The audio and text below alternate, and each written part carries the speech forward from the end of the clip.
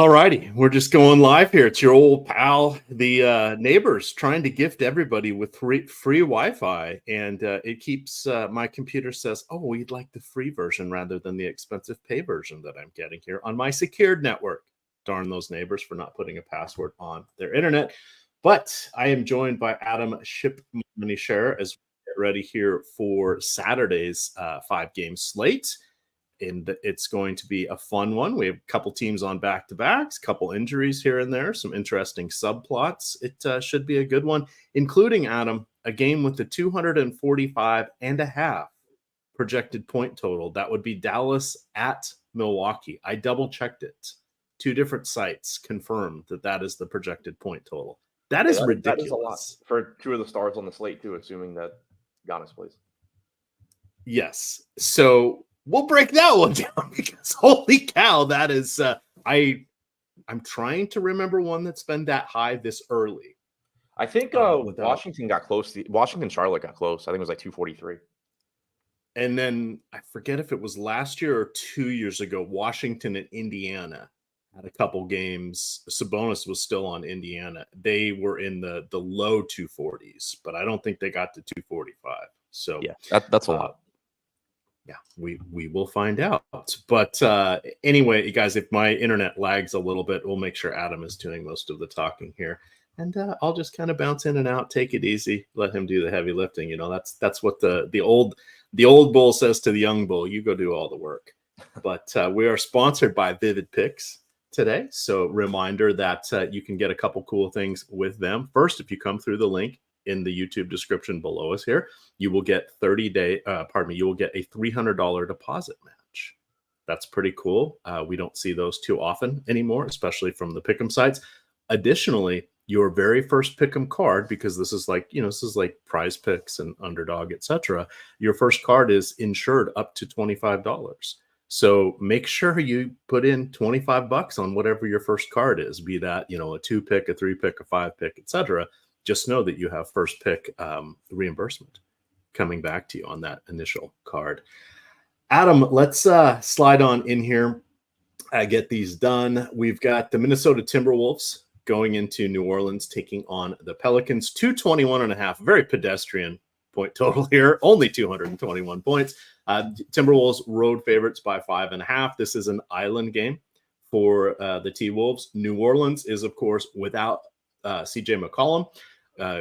Jose Alvarado, Grand Theft Alvarado, questionable, could be making his debut tonight. He has been out the entire season with an ankle issue. Zion could be a rest candidate. Potentially Ingram and Joval could as well, because this is a back-to-back for New Orleans. Last night they did beat Denver 115-110 in New Orleans. Ingram played 38 minutes. Henry Jones, is it Henry Jones? No, that's Indiana Jones. Herbert Jones. I put H. Jones, and I'm like, I'm going to trip over this. No, I won't. I'll remember. No, I forgot. Henry Jones Jr. There we go. Indiana Jones.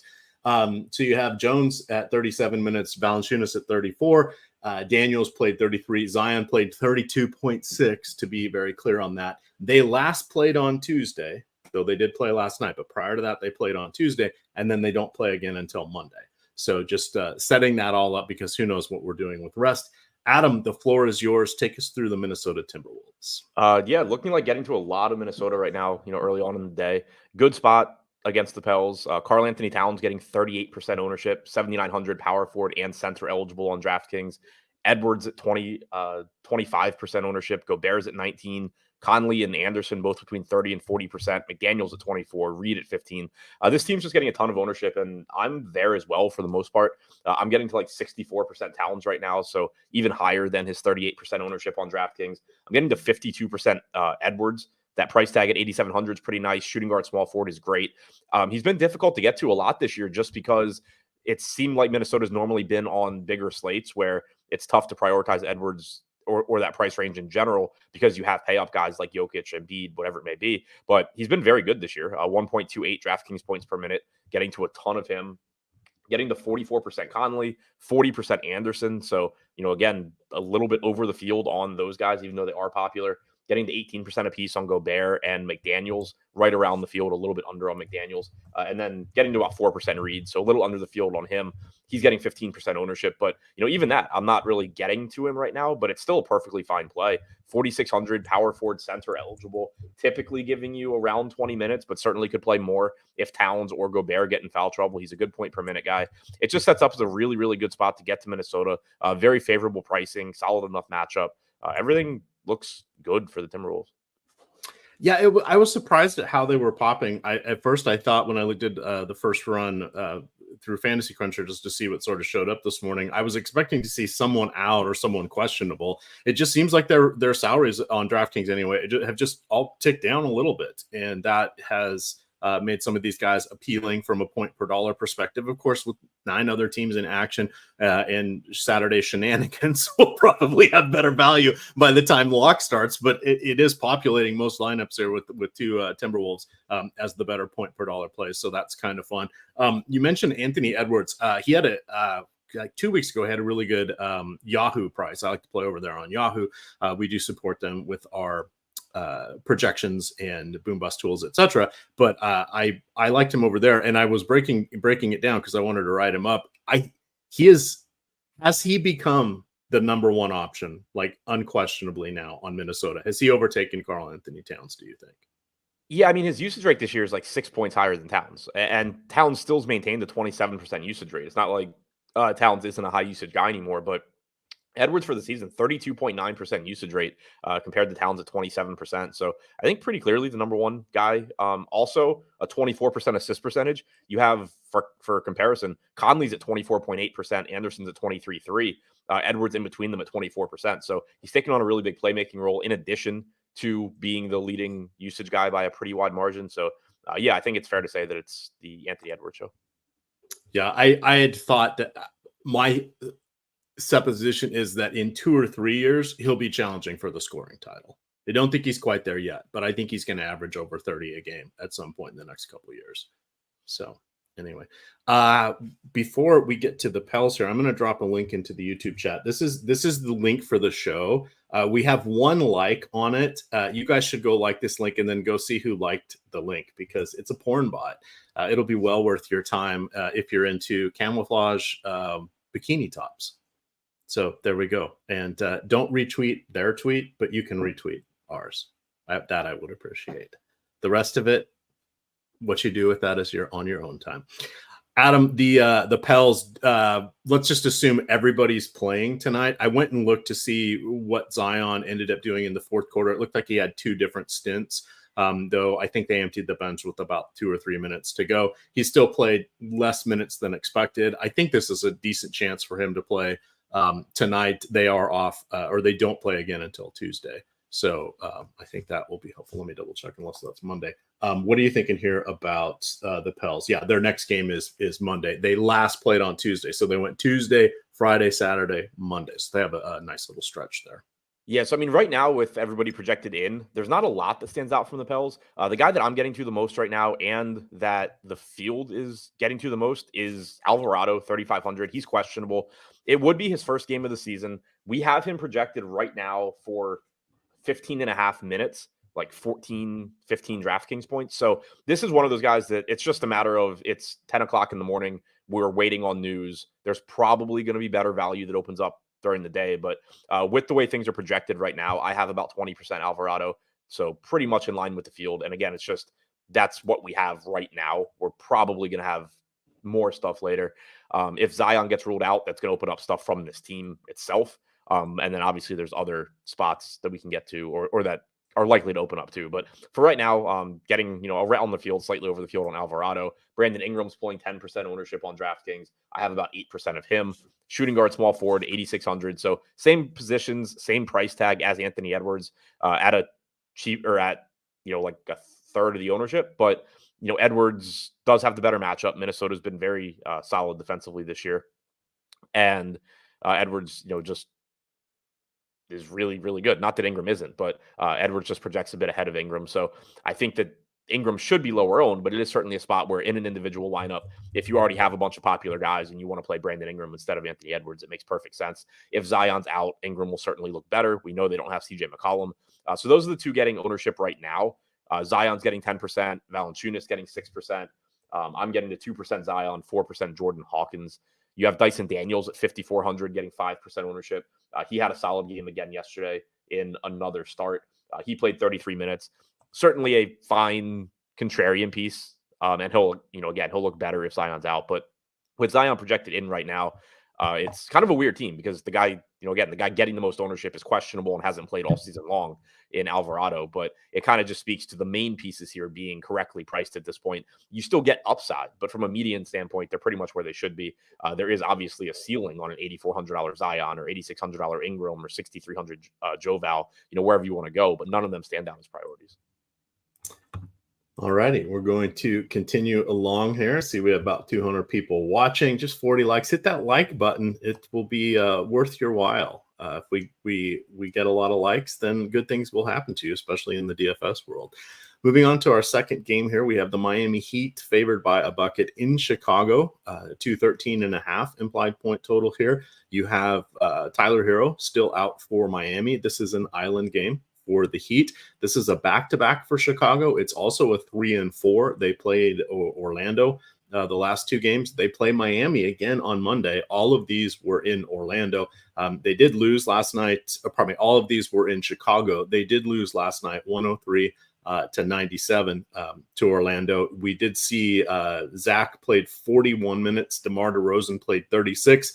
Vucevic and White each played 30 minutes. There'll be some concern here for Zach and DDR potentially sitting. There are not even whispers anymore. They're secretly actively trying to trade them. Not totally obvious, but all the GMs know this duo is available at this point. So they might be in bubble wrap tonight. How do you want to approach the Miami here? And then we'll slide over to Chicago. Yeah, so Miami has four guys right now getting double-digit ownership on DraftKings. Bam pulling 10%, Butler at 13, Jaquez at 18, Duncan Robinson at 14.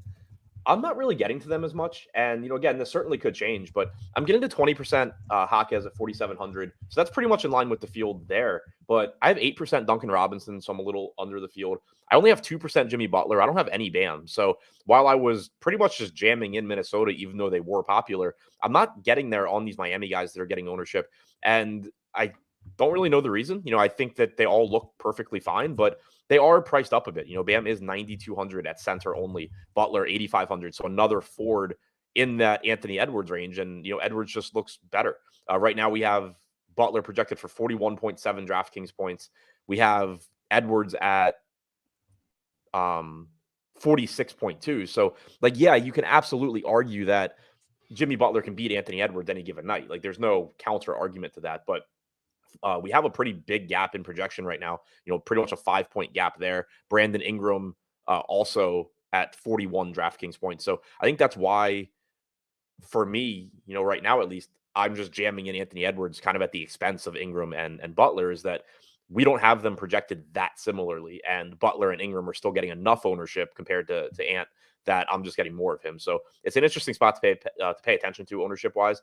Certainly Ingram or Butler can beat Anthony Edwards relatively easily, but a pretty big gap in projection between those guys and Edwards right now is making me get to more Edwards.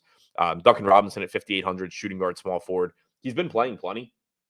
Started last game, played 37.5 minutes. Not a great point per minute guy, but still certainly playable just given his playing time. We got Kevin Love once again as the backup behind Bam. He played 15.5 minutes. He is 3,900 power forward center, 7% owned, 11% chance of being optimal. I'm not getting to him right now, which actually surprises me because I get to him a lot on these morning shows and then lose him by lock, but not getting there right now, which I am perfectly fine with. And that was Bam, correct? The last thing was talking about. Oh, okay, Kevin Love. So what I wanted to hit on here was Bam. He's kind of made that next leap. But keep in mind, he's only 26 years old, even though this is his 7th season. He is playing essentially the career high 34.6 minutes, same as what he did last year, but he's taking one more field goal attempt per game. His rebounding rate is back up to double digits. We did see that slide down to just 9 last year. His assists are at 3.8. And then his blocks are up. He is at a career high 1.3. So that is working out to about 46, 47 fantasy points, depending if you're looking at DraftKings or FanDuel, which would be a career high for him and is almost, doing some math here, it's about 14% higher than what it was last year. So that's why you're seeing his salary tick up, but he's been very, very good. Clearly, he no longer has power forward eligibility. I don't think that is coming back anytime soon with kind of the way that Miami's roster is constructed there, especially with Kevin Love in the mix.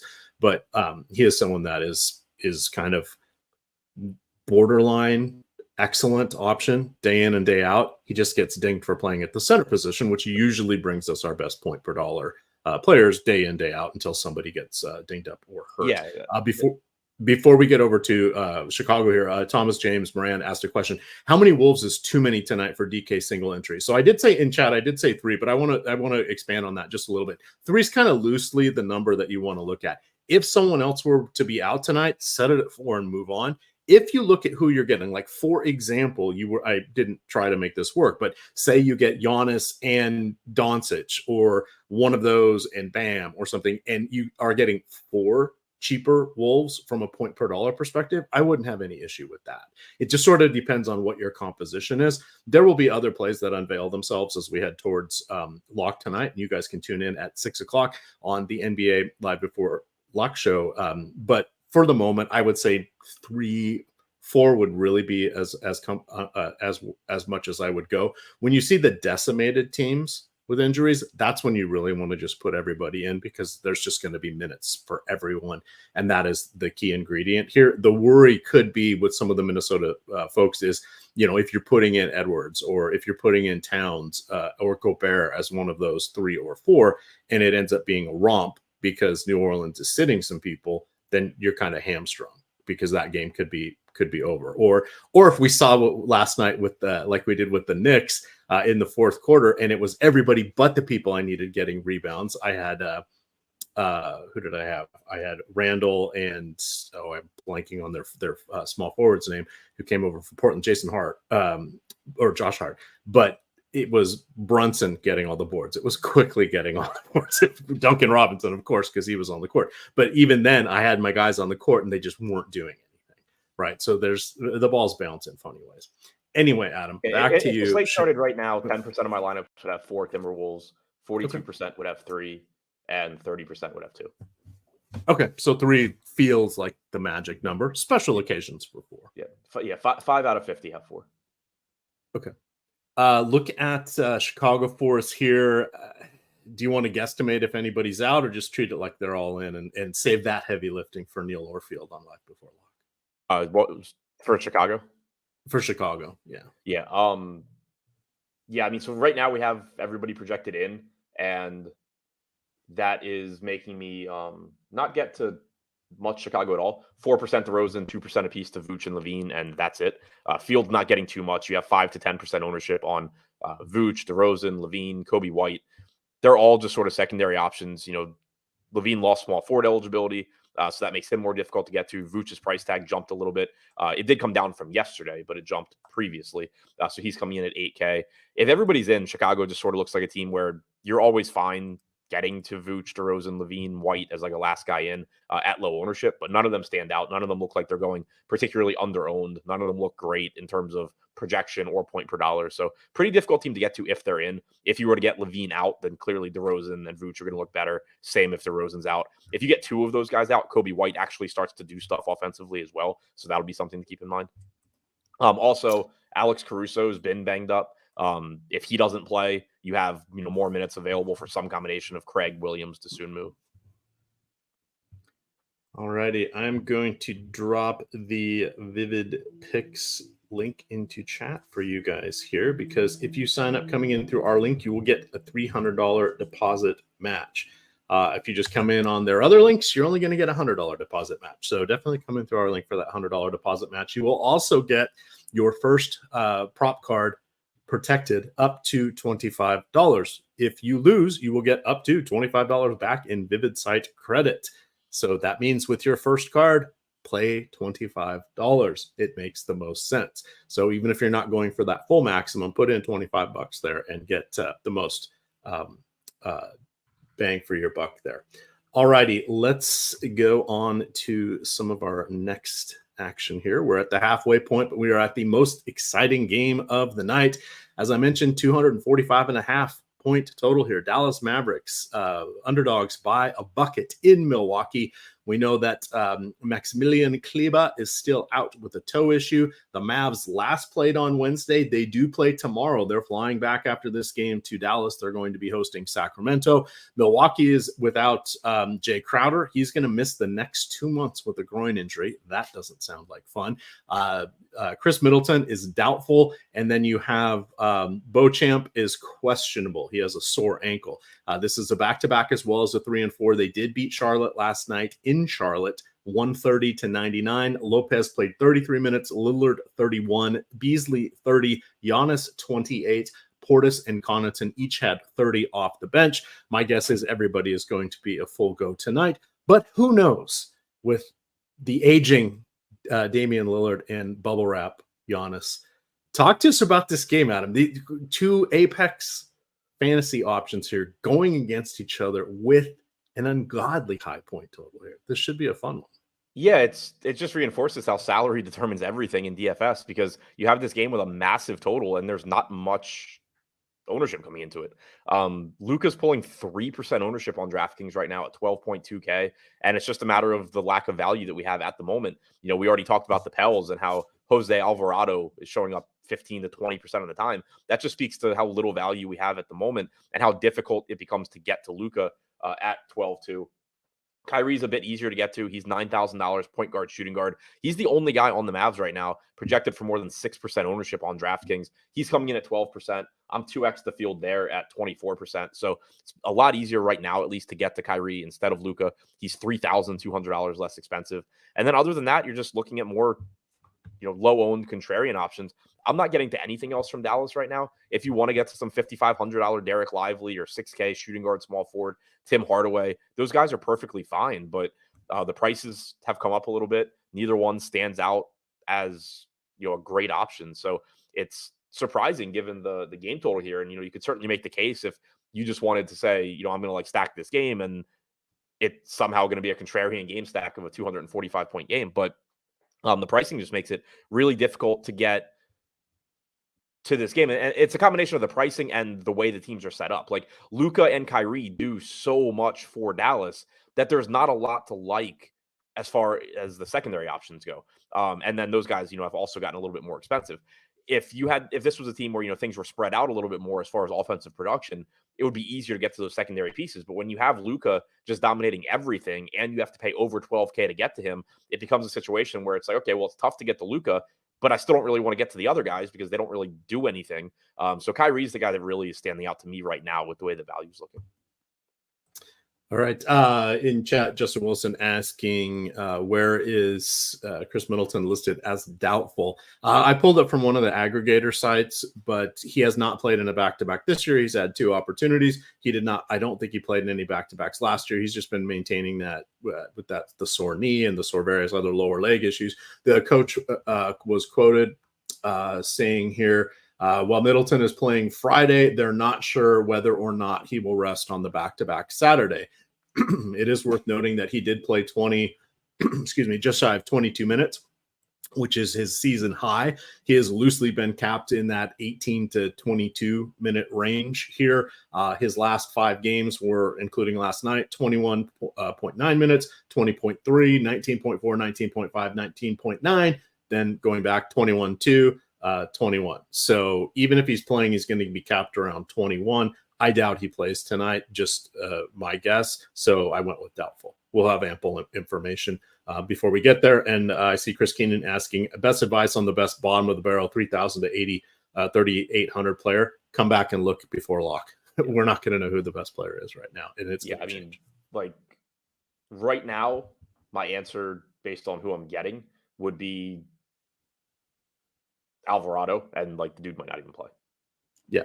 Alvarado, who has yet to play this season, right. He's questionable, which is better than ruled us out, which he has been the entire season. But we don't even know if he's going to play or not. So the puzzle pieces are yet to be turned over at this point for us. Anything else you want to mention from the Dallas side before we turn our attention to Giannis? No, that's all I got for the Dallas side. All righty. We've got Giannis, we've got Damian Lillard, and we have a team defense that has fallen off the shelf. This should be no surprise with Jrue Holiday heading out of town. Did you know, I forget what the exact ages are, but I think Jrue and Lillard are only 16 months apart. Funny enough, Really? Lillard is a little bit older. Yeah, it's all, go pull it up and see, but it is pretty close here. What would you like to do with the Bucks tonight, assuming everybody's playing, since nobody aside from Lopez had a ton of minutes on him last night? Yeah, so assuming everybody but Middleton.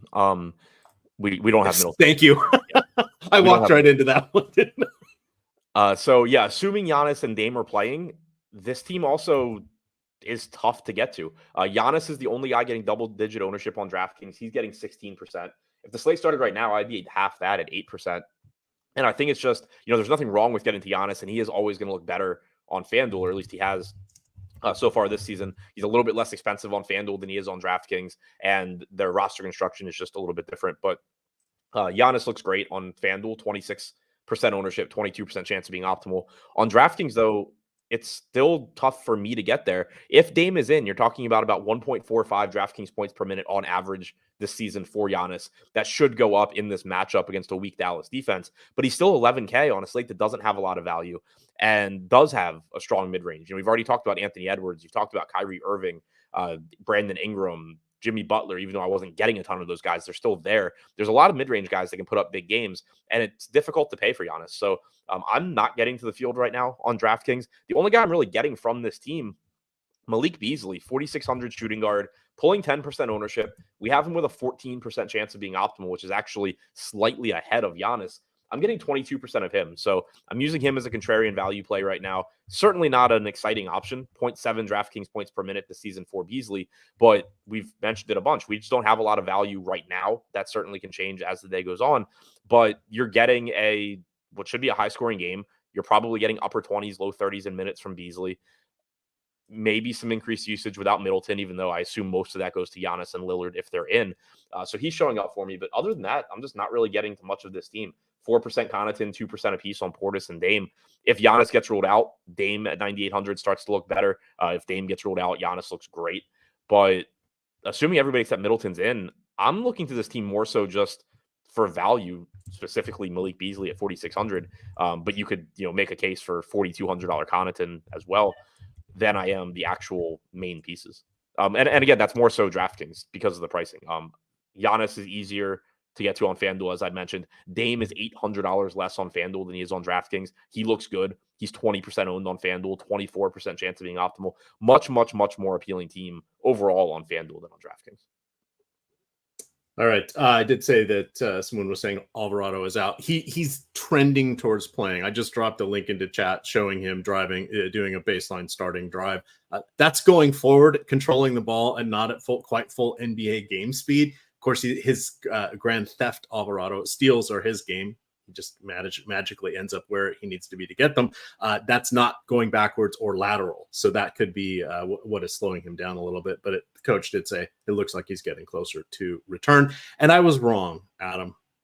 I was wrong. Jrue Holiday is 1 month older than Damian Lillard. 36 days, I think, quickly doing some math there. Yeah, I thought it was Dame that was a little bit older. I remember looking at it during the trade. Somehow I did not forge that in my memory that it actually was Jrue that was older. So there we are. Yeah, to clear up confusion in chat, stop using Underdog, DraftKings, and FanDuel for injury reports.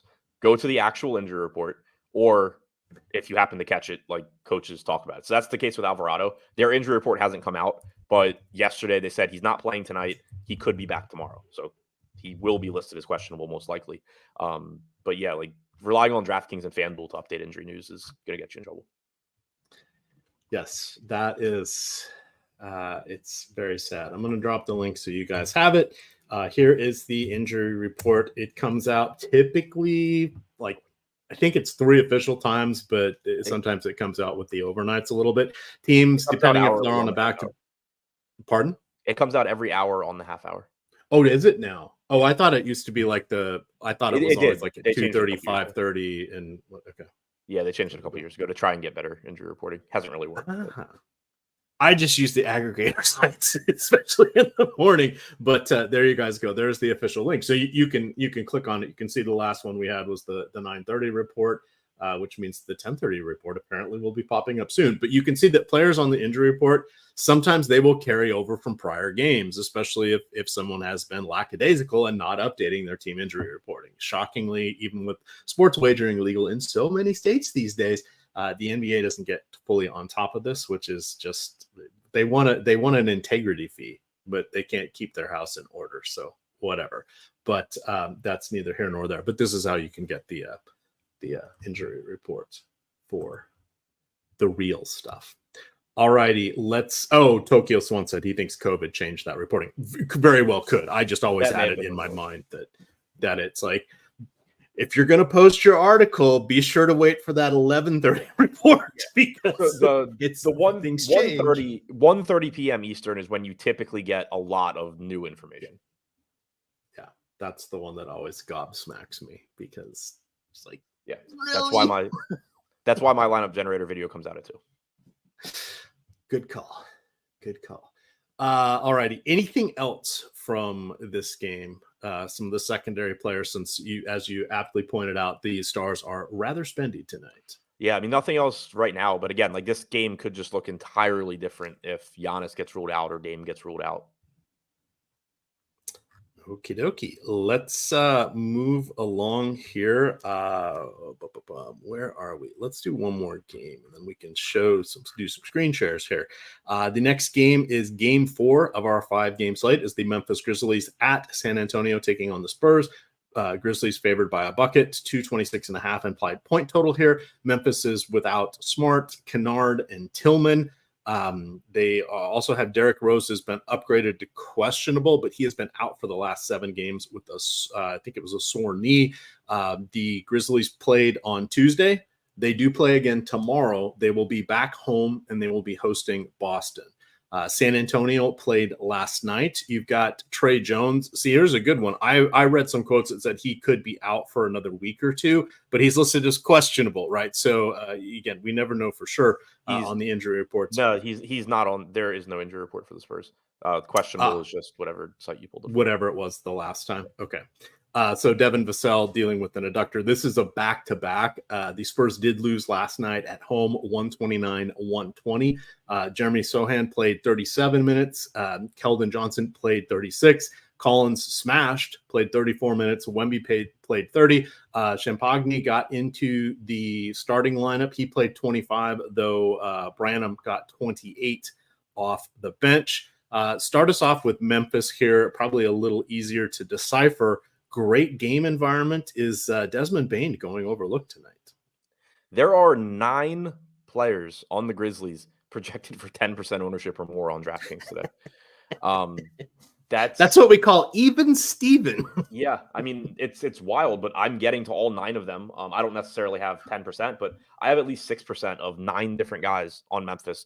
Really good spot against the Spurs and pretty favorable pricing. Desmond Bane, shooting guard, small forward, 8,900, 47.5 DraftKings point projection. So slightly ahead of Anthony Edwards in terms of projection. He's getting a bit more ownership at 36%. I'm getting to 40% Bane. So pretty much in line with the field there. And this goes back to why, I was struggling to get like Jimmy Butler and I wasn't getting more Brandon Ingram, is just prioritizing Desmond Bane and Anthony Edwards. They project pretty far ahead of those other guys. So Bane looks great. Still obviously playing without Morant. Jaren Jackson, 8,200, pulling 13% ownership. I'm a little under the field on him, but I think that's not anything to do with him. It's just I'm prioritizing Bane. I'm prioritizing Edwards. It's costing me some Jaren Jackson. Still a perfectly fine play. Biyombo, 5,900, is getting 19% ownership. I have 62% right now. It's Bismack Biyombo. I'm not going to feel great about that, but it's not the best center slate. The playing time should be there for him. He just looks like a very reasonable play.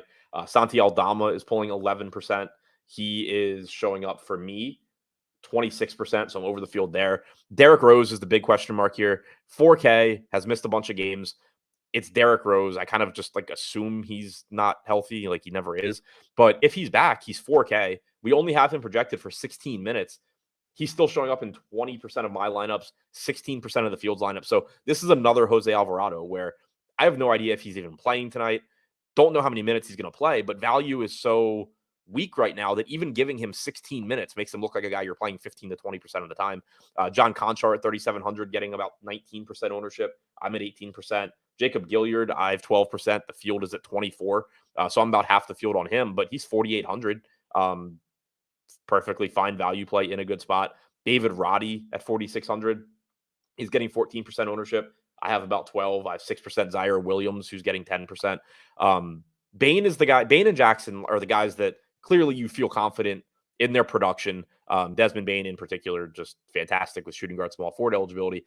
And then everybody else is kind of just, you have a team full of value in a good matchup on a slate that doesn't have a lot of value. So it's not that you're confident in any individual guy out of Aldama, Roddy, Rose, Conchar, Gilliard, Williams, but somebody in that group's going to do well because they're playing the Spurs and they're all like 4 to 5K. Yeah, and for those wondering, it's like, well, how did this team? What happened? Why don't they have better players? In addition to Smart, Tillman, and Kennard all being out, Steven Adams done for the year, right? He got hurt last year with the knee injury. He ended up having surgery, and he's out for this entire year. And then Brandon Clark is out. He is not going to be back until February at the earliest with the ruptured Achilles. So it's all of a sudden that front court went from being, wow, this is pretty solid, at Jaren Jackson Jr., the luxury reigning defensive player of the year, right? It's all over the place. He didn't have any help, right? And we're looking at Santi Aldama. Woohoo! Even Xavier Tillman is not bad, but he's out, right? So they're onto third stringers here. So it's just kind of interesting how that is shaping up here. Looking at even in their, like in their last game, you had Smart and Kennard in the first half. You didn't have them in the second half. David Roddy got the start in the second half. He ended up playing a ton. He played 7 minutes to open the second half, and then he played the final 14 and a half minutes of the game.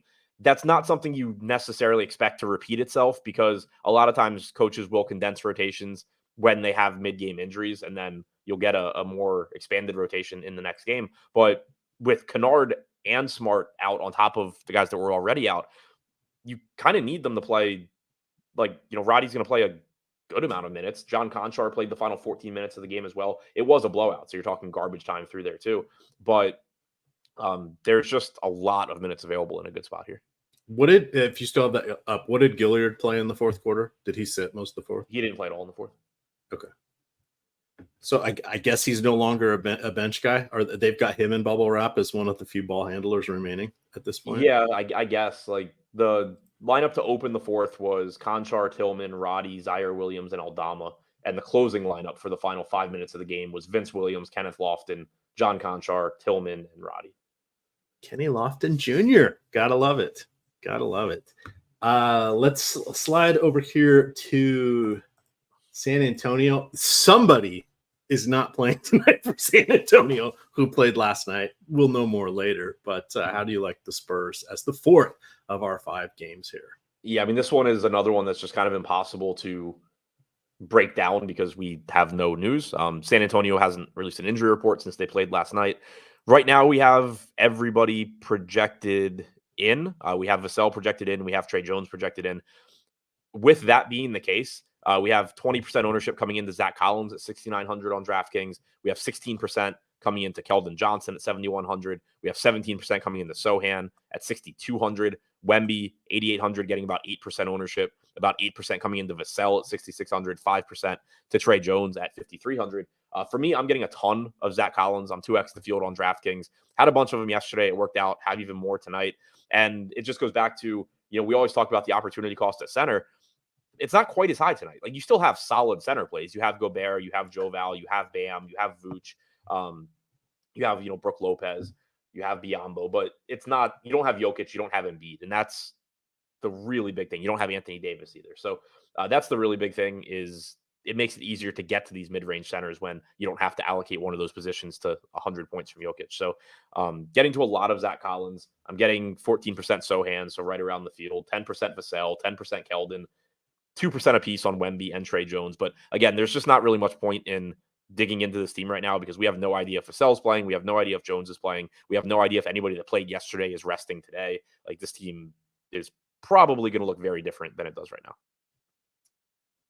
So the funny thing we had yesterday with Jokic was from the jump on DK projections, we had him for 70 fantasy points. Yep. And I kept waiting for that to change. I was writing my article, and then I literally 5 back-to-back half-hour meetings for the day job. So I wasn't paying attention. I came back out of that to go post my article, and he was still at 70 fantasy points. Even at lock, he was at 70 fantasy points. He had 80 last night. I don't want to say we undershot it, but oh my God, he is firing on all cylinders. Yeah, the only person that undershot Jokic yesterday was Josh. Well, oh no, what did Josh say? Me and Josh were just arguing about whether you could actually project Jokic for 2 fantasy points per minute. I questioned it as well. I mean, we now have a what are we looking at? 5. So that means what? Jamal Murray's missed 4 or 5 games. He's missed Jokic 5. has scored 60 or more, including the 2 games before Murray got hurt. Yeah. And I think he has 70 or more now 3 or 4 times. It's just the triple-double and double-double bonuses are just very helpful. The big thing with him is that his usage rate in the games without Murray this year is 10 points higher than it was last year. Like, he's just decided, like, okay, I'm just going to do all of it. I will do it all. If I don't actually shoot, I will give it to the person who will make the bucket. Right. So his assist percentage is magic. His assist percentage hasn't changed. Like, it's not like he's passing less. He's just shooting every time he doesn't pass now. He's taking every possession. Yeah, it's truly amazing. And by the way, no knocking on Embiid, who has just been rattling off 30-point games, right? So, although I mean, he did lead the league. Yeah, he led the league in scoring last year, I think. Embiid's good at padding his stats. Yeah, just damn. These guys are crazy. So, yeah, you are correct. When those guys are not on the slate, it does sort of change the center position. Going to take a second here. Over that work. Yeah, you also had, whenever Bones Highland was out there, Bones Highland looking for his shot. But that is like the thing. You know, Reggie Jackson, like with the Nuggets right now, if the ball's not in Jokic's hands, Reggie Jackson will be the next guy that you expect. And Reggie Jackson's already come out and been like, man, I love playing in this offense and just watching Jokic run the offense. Like, that's what your actual point guard is saying. Like, there's just nobody taking the ball from Jokic. Yeah, it's true. He is leveled up, as the kids say. Guys, we have a great promo here honoring the Millionaire Maker winner last week for NFL, or last Sunday. So we have promo code Millie that will get you 20% off any Sims package, either NFL or NBA, and you can choose either the 1 week or the 1 month package. This promo goes away on Monday, but it's a 20% discount. Now, we don't discount the Sims very often, but we are for this special occasion here.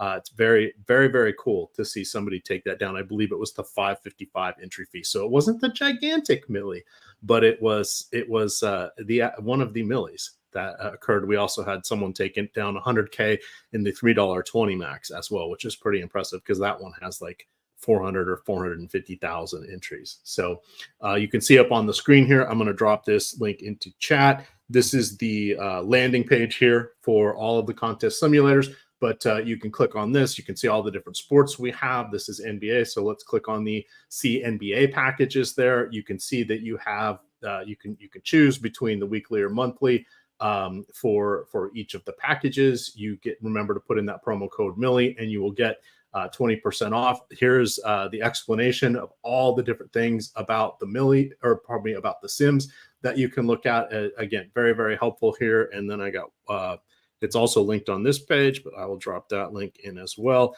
I believe this is the one that shows you all the different packages that we are, probably the different tools that we have.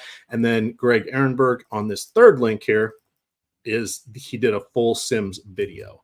So that is for NBA centric. So I wanted to make sure you guys have all of that because this is pretty good. You know, we watched Greg win 100K utilizing the Sims. We've seen Tom Kennedy, our COO or CEO, has been just racking up big wins. You saw Buzzard. 35K for Greg last night too.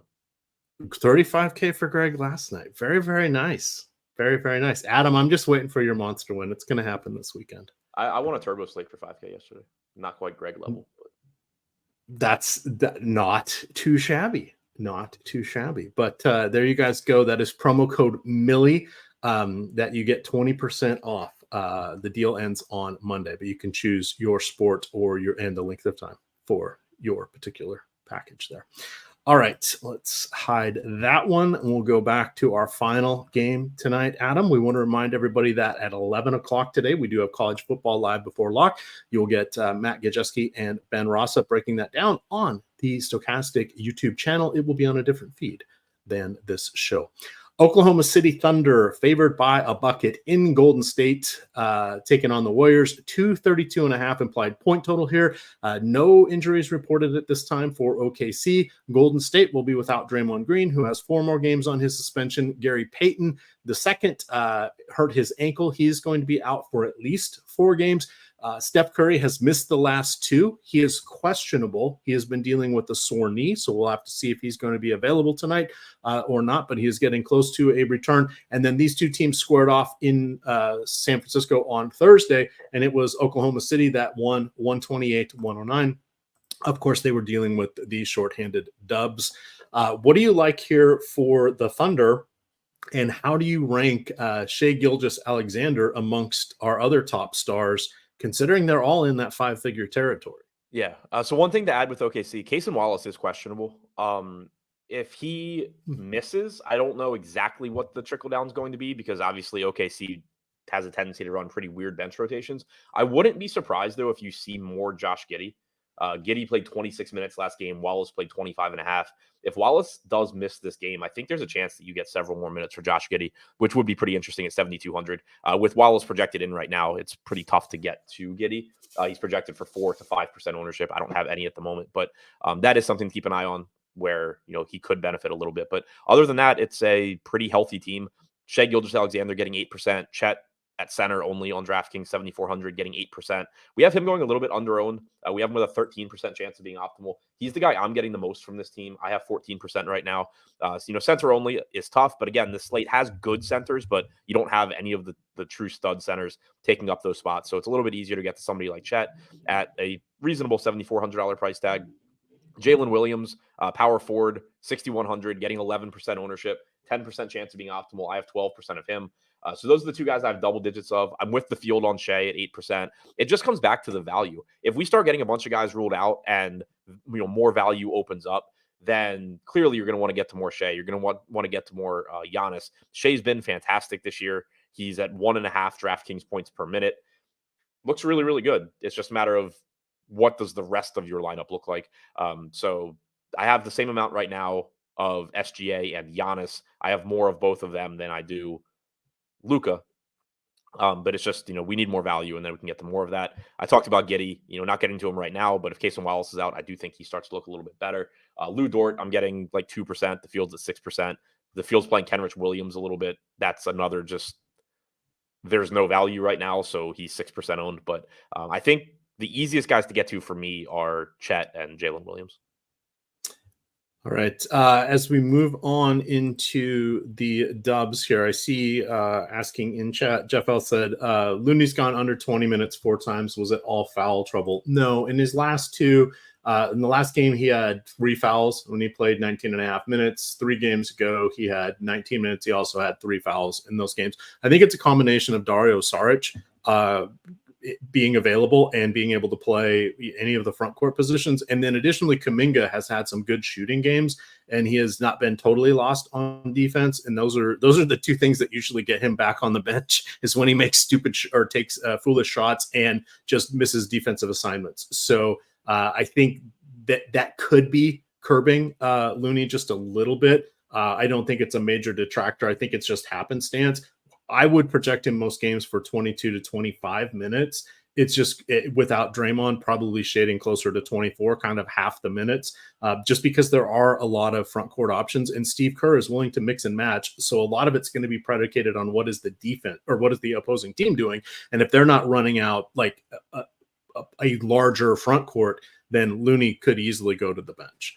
We can also see him play that mini Draymond Green role, initiating the offense out of the high post, right? So it's mad scientist Steve Kerr. I don't know what else to say.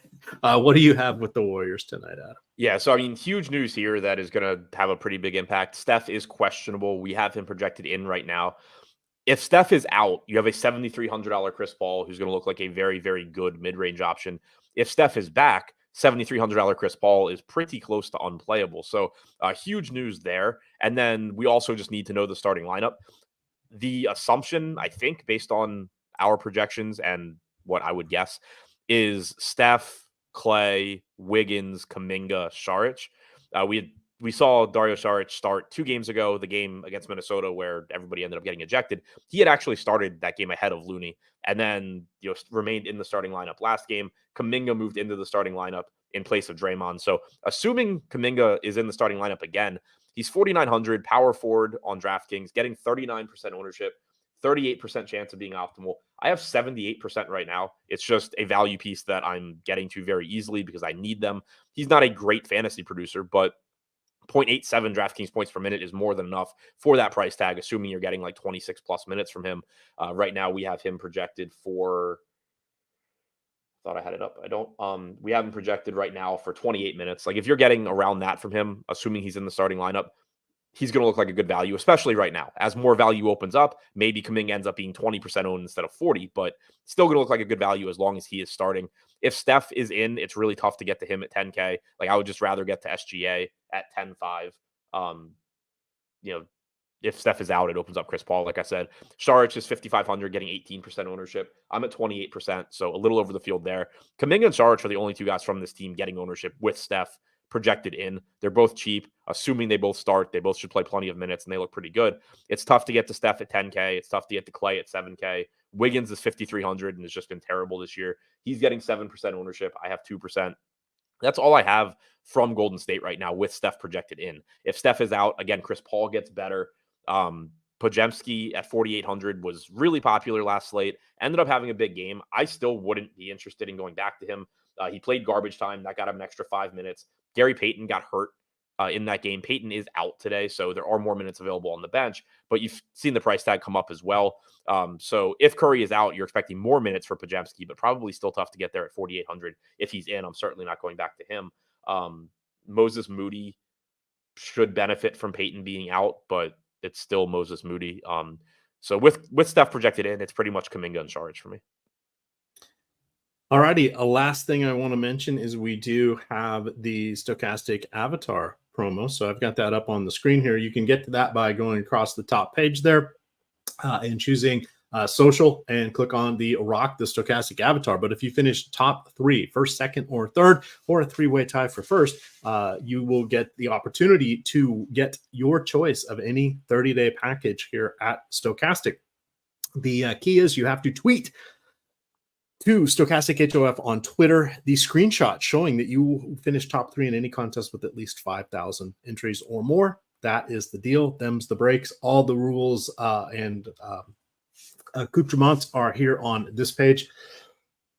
Excuse me. The other page I wanted to show everybody is our deals page. So if you come up here to the right side, you can click on the best promos. You can sort it by sports books. You can sort it by DFS sites. And you can see what some of these Stochastic best offers are as well. But this is one of the biggest questions we always get is, what offers do you have? Hey, we've got a whole page listing every active offer right now. This is updated and confirmed that everything is still working every couple weeks just to make sure that we are missing nothing. So check that out. Adam, any final thoughts for tonight's games? No, that's it. Good luck. All right. With that, you guys can follow Adam on Twitter at ShipMyMoneyDFS. I am at EMac DFS. Of course, it is Stochastic_COM. Tune in 4 minutes. You're going to get college football live before lock. With that, gamers, good luck.